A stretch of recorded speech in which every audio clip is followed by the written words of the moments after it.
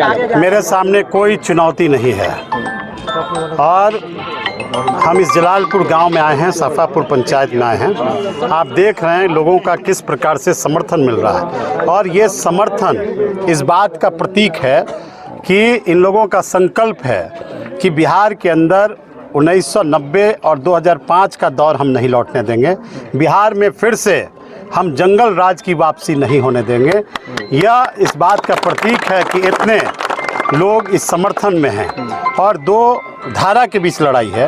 एक नीतीश जी, मोदी जी के नेतृत्व में विकास की विचारधारा और दूसरे तरफ महागठबंधन जो हैं वो लोग परिवारवादी, भ्रष्टाचार के विचारधारा में लोग लिप्त हैं।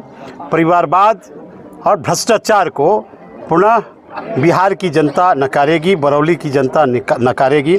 हम बरौली विधानसभा भी जीतेंगे, हम बिहार भी जीतेंगे और बहुमत के साथ नीतीश जी के नेतृत्व में एनडीए की सरकार बनाएंगे। चलिए, अभी हम लोग तो जनसंपर्क कर रहे थे और जैसे हम लोगों से मिले हैं तो कुछ लोगों को कहना यह भी यहाँ की जनता का कि बैकुंठपुर में आपके द्वारा रजिस्ट्री ऑफिस दिया गया, पॉलिटेक्निक कॉलेज दिया गया, तो क्या लगता है कि अगर आपकी जीत होती है तो वो सारे जो धरातल पर काम बैकुंठपुर में देख रहे हैं, क्या बरौली में बाकी वो देखने को मिलेगा या फिर जुमलेबाजी ही रह जाएगी? देखिए, हमको तो हृदय से प्रसन्नता हो रही है जी कि हमारे विपक्ष में जो लोग भी खड़े हैं, चाहे राष्ट्रीय जनता दल के उम्मीदवार हों, चाहे पीके के उम्मीदवार हों, सब लोग कम से कम हमारे विकास की तो चर्चा कर रहे हैं। और हमने केवल एक बैकुंठपुर को विकास नहीं किया बल्कि उस विकास से जिले को लाभ मिला है। आप देख लीजिए, अगर हमने ब्रजकिशोर नारायण सिंह पॉलिटेक्निक कॉलेज 44 करोड़ का बनाया तो वहाँ केवल बैकुंठपुर के बच्चे नहीं पढ़ते हैं, बिहार के कोने कोने के बच्चे पढ़ने आते हैं। आप जाकर वहाँ के प्रिंसिपल से मिलिए, रिकॉर्ड उठाइए, पूछिए उनसे कि माझा बरौली के कितने बच्चे पढ़ते हैं, राज्य के कितने बच्चे उसमें पढ़ते हैं। तो जो हमने शैक्षणिक संस्थान पॉलिटेक्निक स्थापित किया उससे पूरे गोपालगंज, बरौली, माझा, बैकुंठपुर के छात्र छात्राओं को लाभ मिला। अगर हमने एएनएम कॉलेज खोल दिया बैकुंठपुर में तो वहाँ जाकर देखिए, वहाँ बच्चियाँ जो एएनएम में पढ़ रही हैं वो सिधवलिया, बैकुंठपुर, बरौली, माझा, गोपालगंज के बच्चियाँ वहाँ पढ़ रही हैं। हमने गंडक में 950 करोड़ की अगर 2 मेगा पुल हमने बनवाया, बंगड़ा घाट, 70 घाट में, तो केवल बैकुंठपुर के लिए नहीं है।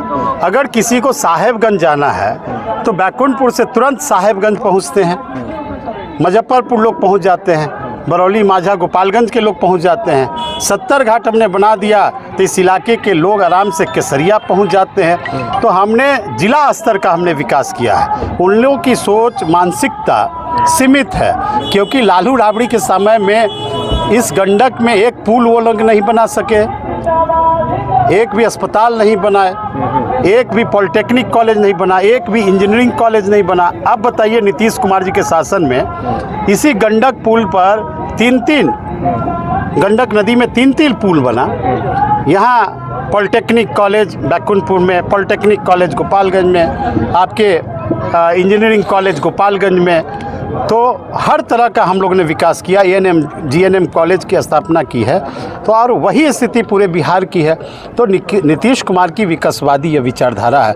राष्ट्रीय जनता दल को यह बताना चाहिए और विशेष करके जो लालू राबड़ी जी के शहजादे हैं तेजस्वी जी, कि उनके माता पिता ने 15 सालों में बिहार में क्या किया है। बिहार में अगर कुछ किया है उन्होंने तो चारा का भी उन लोगों ने खा लिया, चारा को भी खाया, और जब सड़क बनाना था तो उसके अलकतरे को भी पी लिया, और जब नौकरी युवा को देना था तो ज़मीन के बदले नौकरी उन्होंने देने का काम किया। ये बिहार की युवा, बिहार की जनता इस बात को जानती है और फिर से उन लोगों को बिहार की जनता नकारेगी और नीतीश कुमार के नेतृत्व में बिहार में एनडीए की सरकार बहुमत के साथ 14 तारीख को बनेगा। जैसा कि एक किसको अध्यक्ष बनाए हैं उनके पार्टी में मेरा कोई इंटरेस्ट नहीं है, कोई हस्तक्षेप नहीं है, जिसको बना लें। लेकिन अल्पसंख्यक समुदाय के लोग भी जानते हैं कि नीतीश कुमार जी ने जो विकास की धारा बहाई उसको सब वर्गों का लाभ मिला है, चाहे वह सामान्य वर्ग हो, पिछड़ा हो, अति पिछड़ा हो, दलित हो, महादलित हो, अल्पसंख्यक समाज के लोगों को भी मिला है। अगर कब्रिस्तान की घेराबंदी हुई तो उनको लाभ उस चीज़ का है कि हाँ, कब्रिस्तानों की सुरक्षा नीतीश कुमार जी ने पहुंचाई है। उसके अलावा कई योजनाएं अल्पसंख्यक कल्याण बोर्ड का उन्होंने गठन किया।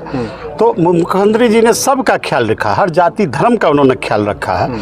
और ये लोग तो केवल हिंदू मुस्लिम में लगे हुए रहते हैं, उससे कोई राष्ट्रीय जनता दल को फ़ायदा मिलने वाला नहीं है। दो अनुभवी माना जाए इस चुनावी रणभूमि में, देखा जा रहा है मनजीत सिंह राजुल हक राजू काफ़ी अनुभवी, अपना 30 साल का करियर आपका भी है और 30 साल का लगभग देखा जाए राजुल हक राजू जी का। तो इसमें 4-5 प्रत्याशी ऐसे दिख रहे हैं जहाँ 2 अनुभवी दिख रहे हैं। तो क्या लगता है इसका कितना आपको लाभ मिल सकता है, क्योंकि अनुभव जहाँ होता है वहीं कुछ बातें बनती हैं। भाई हम तो 10 साल विधायक रहे, सदन के अंदर हम रहे और 28 साल से हमारी राजनीतिक जीवन है और छात्र जीवन से हमारी राजनीतिक प्रारंभ हुई है। और हमको आपने सदन में देखा है कि किस तरह से जनता का आवाज़ बन के हमने हर समस्याओं को जनता के लिए हमने सदन के अंदर भी सरकार में रहते मजबूती से हम बात उठाने का काम करते हैं। और हमारे फेसबुक पर देखिएगा, चाहे वो बाढ़ की समस्या हो या सुखाड़ की समस्या हो या जल जमाव की समस्या हो या राशन कार्ड की समस्या हो, सारे समस्याओं को, गन्ना राशि भुगतान की भी समस्या देखी और लगातार गन्ना किसानों के लिए हमारा प्राथमिकता रहा कि किस तरह से गन्ना किसानों को उसका भुगतान हो। ये सब मुद्दे पर हम चुनाव में लड़ते रहे। कितना जनसंपर्क पंचायत में आपका दौरा है? नहीं, हमारा बहुत 2-4 पंचायत अब बचा हुआ है और चुनाव प्रचार के पहले हम जनता के बीच जाकर हम संवाद कर रहे हैं, लोगों से आशीर्वाद मांग रहे हैं। लोगों का अपार प्यार इसने हमको प्राप्त हो रहा है। ठीक।